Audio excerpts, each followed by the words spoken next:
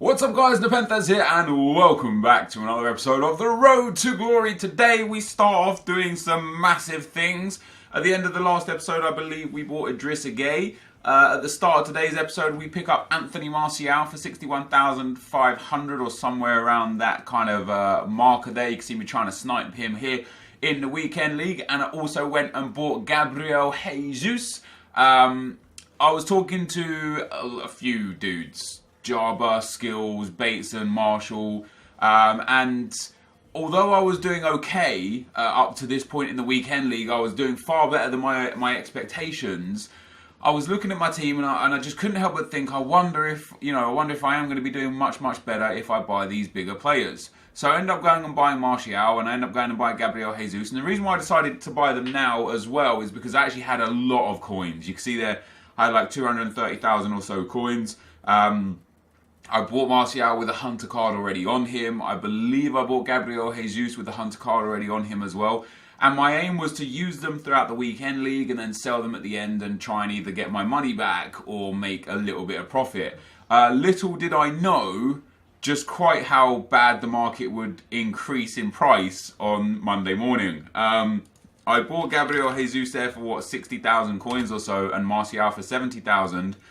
I actually sold, when I sell them, which you'll see in another video, but I want to talk about it now because I want to talk about the prices. I actually sold Martial for 75,000 coins and Gabriel Jesus for 65,000 coins. And at the time of recording this video, and I'm recording this on Tuesday, Martial is now 80,000 coins and Gabriel Jesus is 70,000 coins. So I bought them during the weekend league when they should have been at like a highest. I sold them at the end of the weekend when they were on an uptrend, and then their price went even further up. One other thing, if you follow me on Twitter, you'll see. If not, you will see in detail tomorrow. I was buying Dembele's after the squad battle rewards were given out, and I was picking him up for around about 25,000 coins, and then I was selling him for 29,000 coins, and I thought that was pretty good. You know, my mentality was Dembele is going to be getting packed quite a lot. He's 82 rated. I'm talking about the Spurs Dembele. You know, he's 82 rated. Squad battle rewards coming out. A lot of people are going to potentially be packing him because he's quite low rated. It will drive his price down for a good 20-30 minute period. I'll pick him up and then his price will slowly go back up. So I kept catching people, listing him at 25k to sell him. I got him. I eventually got one at 19,000 coins as well. And I was selling them immediately, generally, for 29,000 coins, making 4,000 or 5,000 coins a pop. Well, he's currently worth 40,000 coins. And I think one of the issues with the market right now is everyone's been fed so much of the same information that it's now not correct information. Everyone's been fed, and it's of no fault. You know, it's based off of the principles of last year and the traders of last year and how the game went last year. You know, everyone's mentality is Thursdays when weekend league rewards come out, player prices dip. Friday when weekend league comes, player prices increase again. Sunday when weekend league finishes, player prices dip because everyone's offloading their players.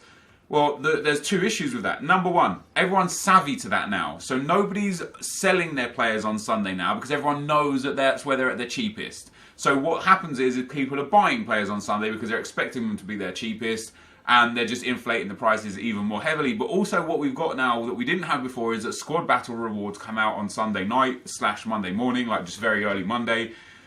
And this adds a new influx of coins onto the market where people will now go and buy the players that they want. So the market is very, very difficult to predict again, and certain players just keep going up and up and up. And some players that I wanted keep going up. Some players are going down, like David Klaassen is just going down. Lanzini, who was like 6,000 coins for a considerable number of time, he's down at like 2,000 coins now. Wayne Rooney, that I bought for like 6 or 7k, is now down at like 3k. You know, certain players are going up, certain players are going down. But I changed my team around a little bit, as you can see, guys. We went for Idrissa Gueye, we went for Anthony Martial, and Gabriel Jesus. I already had Sterling and Son. I felt like my team was a lot better, and I wanted to see what kind of difference it made to my gameplay and my results, if any at all, just because I thought it would be quite interesting. Now, in the last video, we talked a little bit about too much gameplay, too long of videos, too much in the videos that doesn't allow me to produce it live. And before we get into like the general consensus, there was the top comment says, I think you should put less gameplay in each video so you can get more weekend league games into one vid, and then you're not 2 days behind. This doesn't make sense. If I put less gameplay into each video, I'll have more gameplay spare and make more videos. I don't think, unless I'm reading that wrong, like instead of putting, say, I think there's like 10, 12 games in this video, if I only put 6 in, that means I've got 6 extra games that will have to go in the next video. That actually puts me further behind. I don't know if I'm misreading that or what, but that's what I get out of it. But the general consensus was to not put so many FUT Champs games in. If I remember correctly, we discussed this a lot last year, and one of the benefits of me putting all the FUT Champs gameplay in was simply that we got to see everything. You know, it made me a better player through editing the videos, through watching the clips back, and discussing the ins and outs with you. But I think a lot of people would be happy with me not putting all of the FUT Champs gameplay in. But I don't know. I don't know if I want to do that. You know, that's a tricky one for me. Part of this series is about showing everything. You know, everything. Like you see all the games, all the goals, all the clips, all the purchases, the sales, the daily objectives, the packs. But if on the same token, I want it to be a lot more live. I want to give you guys live reactions, up-to-date information. What you're seeing now, it's Tuesday, and you're seeing gameplay that's potentially from Saturday. So maybe on that note, maybe I will start cutting games out. Maybe, like somebody said, just show the wins, not the losses. Somebody said just show the important games. I don't know what is really an important game. I don't know how to define an important game. Maybe I'll show like the game or the 2 games before each rank. So maybe I'll show the games every 10th game. You know what I mean? Show games 9 and 10, 19 and 20, 29 and 30 and 40, 39 and 40. Maybe we'll only show 8 games over the weekend league, so we can show a lot more. And then do a recap at the end. I don't know. We'll figure it out. Saying that, tomorrow's video has got a hell of a lot of gameplay in it. So I might, and it's like a 40-minute video because I tried to fit everything else in to catch up. But maybe for tomorrow's video, maybe I won't upload any of the footage I've got left and just do a recap video of this is where we are, this is where we're going, or maybe try and pick out some important parts of that video. Because looking at it now, it's about 35 to 40 minutes of gameplay, but some of the gameplay is Divisions gameplay, because for example, I tested out 352. You know, I saw Jabba was using 352 to some degree of success. I thought to myself, let me try that out. If that's an OP formation this year, I want to test it out. So I took it into Division 7 or whatever. Played one game. I won the game, but I didn't like the formation, so I went straight back into FUT Champs. And I think that sort of stuff, mate, is important for you guys to see. We'll figure it out. I'll have a look at tomorrow's video.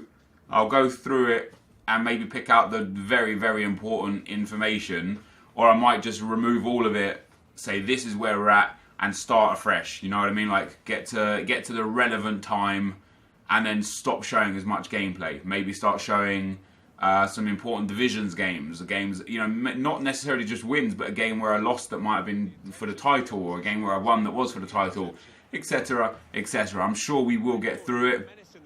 But yeah, I don't like the being behind on footage, but also although I love the Q&A segments and sessions of videos we have, it would be nice to have half the videos per week of me actually showing you the account and talking to you and giving you my thought process and my opinions. Because for example, something that you possibly won't see at all now, is I was trading with Jurgen Klopp. I know, right? What? Trading with Jurgen Klopp? He goes on PlayStation for about, yesterday when I was buying and selling him, he was going for around 2,700 to 3,000 coins. And people would just list him for 1,200 coins, 1,500 coins, because they don't understand the value of the manager. So I kept buying Jurgen Klopp for 1,000 to 1,500 and selling him for 2,500 to 3,000. I did it about 20 times. I probably made myself about 30 to 40,000 coins.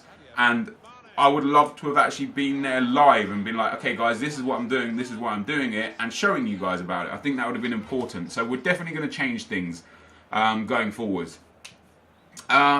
Let me go to here. So Tom de Blink says, are you going to do the League SBCs? Quaresma and Gignac look like good cards in my opinion. Your videos keep me happy. Yes and no. I'm going to do them, but I'm not going to do them. Does that make sense? It doesn't make sense. I will do them when they're super cheap. When I've got players that are just available for them, I will do them. That Ricardo Quaresma card looks like it would be a sensational substitute. If you put a Deadeye Chem style on him, which is fast becoming my favourite chemistry style, by the way, guys. He goes to a 90 centre forward, a 91 cam, a 90 right left forward, and a 91 right left wing. That as a sub would be fantastic. You know, 99 shot power, 94 long shots, 90 positioning, 90 finishing, good pace, 5-star skill moves, 4-star weak foot. That's a really good card. You obviously could put like a Hunter on him as well and go and get yourself a load of pace. But I feel like this year it's more important to improve things outside of pace and have one pacey player. You know, for example, the Premier League team, sorry, the Bundesliga team that I've got Bartels, who's quite fast, but then I've got Thorgan Hazard, who's not very fast, and I think that's quite important. So Quaresma, I would do relatively quickly, you know, as and when I can, trying to do the teams and stuff. But Gignac, I'm not interested in. He's just not a very good player. He's got low pace, low passing. His dribbling is terrible. It's 80 rated, and he's actually got decent reactions, ball control, dribbling, and composure. But he's only got 64 balance and 72 agility, which will make him feel clunky on the ball. He's got 94 strength, but only 76 stamina. Like, there's a lot of problems with his cards that that I'm not really interested in. You know what I mean? Like, I know he's got clinical finishing. I just feel like his card in general is a little bit not good. It doesn't fit the meta, is what I would say. So on the back of that, I will do Gignac as and when I complete the teams for free. You know, through bronze pack method or just through rewards, getting packs in draft, etc., etc. That's how and when I will complete the League SBCs. Austin Lehman says, Nep, instead of uploading all 40 games worth of gameplay, why don't you just upload the wins, and you'll have 1 to 2 extra days every week to show us your club and where you want to improve your team. Just a thought. I think we've already been through that. Should have read that comment earlier. Jeremy Whelan says, hey Nep, do you think that playing every squad battles game throughout the week or playing all 40 FUT Champions games is better to generate coins? Love your content, keep it up. It honestly depends on how good of a player you are. There will be some people out there that it will be more financially beneficial to play squad battles, and some people that would be more financially beneficial to play weekend league. For me personally, it would be more beneficial. If I had to pick one, it would be more beneficial for me to play weekend league than squad battles. But don't sleep on squad battles, guys, okay? Squad battles is a very, very, very... squad battles rewards. Is a very good way to generate coins. Even if you're not very good at the game, you can still generate really good coins. You know, even if you can only win on semi-pro, that's still enough to get you up to Gold 1 minimums, possibly even, you know, Elite 3. And Gold 1 gives you 12,500 coins, a Premium Gold Players Pack, and 2 Jumbo Premium Gold Packs. So the average, the Foothead here have got the average. The average on PlayStation and Xbox was around 22,000 points. You can easily get 22,000 points throughout the week playing on just semi-professional. So it's not too difficult, and it's not that much of a leap up to Elite 3 either. And then Elite 3 is 21,000 coins, a Jumbo Premium Gold Pack, a Premium Gold Players Pack, and a Rare Gold Pack. So Gold 1 and Elite 3, which are relatively easy to achieve. They're very, very good rewards. You know, like, it's not to turn your nose up. Even if you think of Gold 1, in just 1 month at Gold 1, 4 weeks, you'll get 60,000 coins as a guarantee. You'll get the match coins as well for playing the games, which will be somewhere around another 30 to 40,000 coins, depending on how many games you play. So over the course of the month, 1 month, maybe even more, probably even looking at you're probably even looking at over 100,000. Yeah, I suppose per week you're going to play 20 games or more. That'll be about 15,000 match coins. So you'll get about 15,000 match coins per week. So you'll get probably about 120,000 coins between earnings of coins and match earnings of coins from Gold 1 in a month. 120,000 coins, bang, just for playing, just for turning up to Gold 1. You'll also get yourself 4 Premium Gold Players Packs over the 4 weeks and 8 Jumbo Premium Gold Packs over the 4 weeks. And those packs there will give you players to complete SBCs, sellable players. You might get a player to improve your team. You'll get contracts, consumables.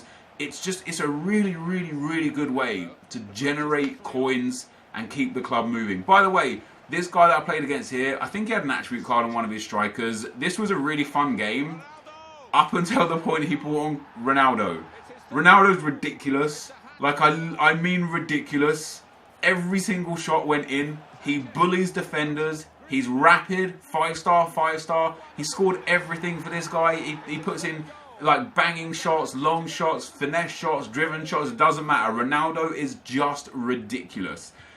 But in terms of squad battles, dude, I definitely think it depends on your level of skill. Because, for example, if you can get to gold 1 on squad battles, that's the same as getting to silver 3 on Foot Champs. So if you can beat silver 3 on Foot Champs, you're just better off playing Foot Champs. Sem Art says Premier League is overpriced. You can buy Tar for a few K, but if he were playing the Prem, he would have been 10K plus. And I'd like to challenge this, Sem Art. I took a player as close to Tar as possible from the Premier League, and that is Keane. And Keane is 2K, and Tar is 2K. They both have 72 pace. Keane has 10 more dribbling. Keane has 22 more shooting.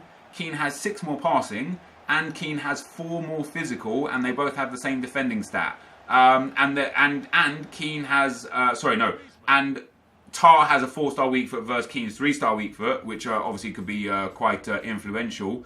And when you look at the info, Tar is 6'3", Keane is 6'3". They both Tar has actually medium work rates. Keane has medium high work rates, which is better because he's got that high defensive work rate. So Keane is arguably a better card and just as cheap and in the Premier League and English. So I disagree that the Premier League is overpriced. There are certain players that are overpriced.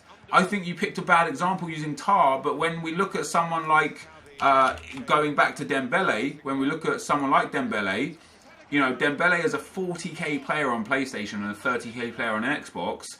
And he's not too dissimilar from someone like Parolo. And Parolo is... I know they don't have like exact stats. Let me go on to Footbin real quick and have a look at the prices. So Parolo is quite a cheap player. I think he's about 5k. Wow, Parolo's 3k on PlayStation and 2k on Xbox. And when we compare him to Dembele, for example, who's more than 10 times the value. Now what we're looking at here is, of course, the overall differences, right? I'm not looking at the in-game stats in depth, just the overall. First of all, looking at total in-game stats, Dembele has 2192 and Parolo has 2184. So Dembele only has 8 more total in-game stats. In terms of the player, Parolo has 5 less pace, 4 more shooting, the same passing, 3 more defending, 3 less physical, and then the biggest difference between the two is the huge 9 dribbling negative on Parolo. Parolo has 3-star skill moves and 4-star weak foot, which in my opinion is more important than the 4-star skill moves and the 2-star weak foot of Dembele. And then when you look at their height and work rates, they're both 6 foot tall. Parolo, in my opinion, for a centre midfielder, has high work rates, which is more important as a box-to-box midfielder than the medium of Dembele. So there are instances like Parolo and Dembele, and they're not identical players, but they're very similar players. They're similar-minded players. They offer similar benefits and negatives in FIFA. And on that instance, you know, Dembele is incredibly overpriced. But what you get from Dembele that you don't get from Parolo is you get a Premier League Belgian, which allows you to link through all the quality Belgian players through all the other leagues, and you get a Spurs player who obviously gives you a strong link to some important players as well. Davison Sanchez and Heung-min Son being the most notable, potentially Dele Alli as well. Maybe even Danny Rose. You know, like there's a lot of strong links that he offers that you don't really get those offers from Parolo. So whilst I don't necessarily agree with you completely that all Premier League players are overpriced, because there are a lot of good deals out there, you are right in the sense that some Premier League players are overpriced. Absolutely. That is all we've got time for today, guys. This is our final game of the episode. Went 1-0 up. I'm enjoying using the players that I'm using, and I'm loving this Premier League team. It's not going to stay. Trust me, I'm ahead. I'm in the future in terms of what's happened on the account. And the Premier League isn't the only team that I use. I guarantee it. What a goal that was, by the way. Just turn, spin and shoot. Gabriel Jesus just doing good work. We end up getting a DC there as well, guys. So this is going to be the end of the video. If you did enjoy it, be sure to leave a like, rating, comment and subscribe to my channel if you haven't already. But for now, guys, I'm out. Peace.